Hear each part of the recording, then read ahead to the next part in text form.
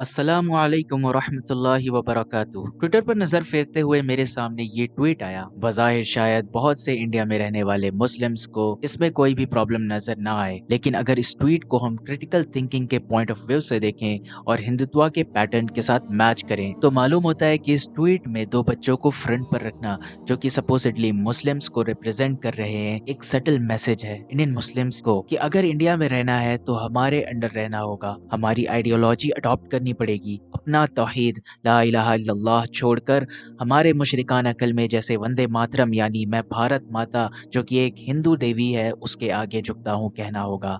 क्या एक मुसलमान को ये ज़ेब देता है कि वो एक अल्लाह जिसने सारी कायनात बनाई उसको छोड़कर किसी इंसानी जहन की तख्लीक शुदा एक बुत के आगे झुक पड़े? इन ट्वीट्स का मकसद मुस्लिम्स को बार बार इंडोक्ट्रीन करना होता है कि गलबे में हम हैं और यहाँ हमारा राज है और तुम हमारे अंडर हो। क्या वजह है कि पाकिस्तान पर ऑपरेशन सिंदूर होता है तब भी एक मुसलमान खातून, मर्द नहीं बल्कि एक खातून, इस ट्वीट में भी दो खातून को फेस ऑफ द अट्रैक्शन बनाया जाता है? क्या ये मेंटली मैसेज दिया जा रहा है मुस्लिम्स को और उनकी आइडेंटिटी को खत्म किया जा रहा है by taking away their fundamentals? Of course yes.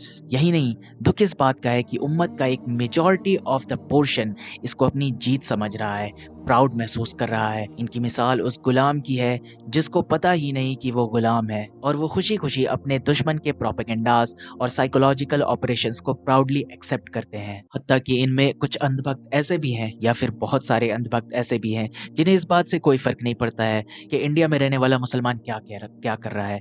उनके लिए इंडिया में रहने वाले मुसलमान की मुसलमान होना आइडेंटिटी ही सबसे बड़ा प्रॉब्लम है। इस बात का सबूत हमें इस ट्वीट के कमेंट्स में भी दिख जाता है, जैसे कि ये वाला कमेंट जो कि ये कह रहा है कि सर आप जो भी कर लें, ये लोग कभी भी वंदे मातरम नहीं बोलेंगे और बीजेपी को वोट नहीं करेंगे। यानी इस अंधभक्त फटीचर की दुनिया में जो बीजेपी को वोट नहीं देता है और जो वंदे मातरम नहीं कहता है वो दुनिया का सबसे बदतर इंसान है। लेकिन अगर इस नाली के कीड़े से वंदे मातरम पूरा पढ़वा लिया जाए तो इसे वो भी नहीं आता होगा। और इनके जब इनके पॉलिटिकल लीडर्स को नहीं आता है जो कि न्यूज़ पर आकर के अपनी बेइज्जती कराते हैं, तो फिर हम इनसे क्या ही उम्मीद कर सकते हैं।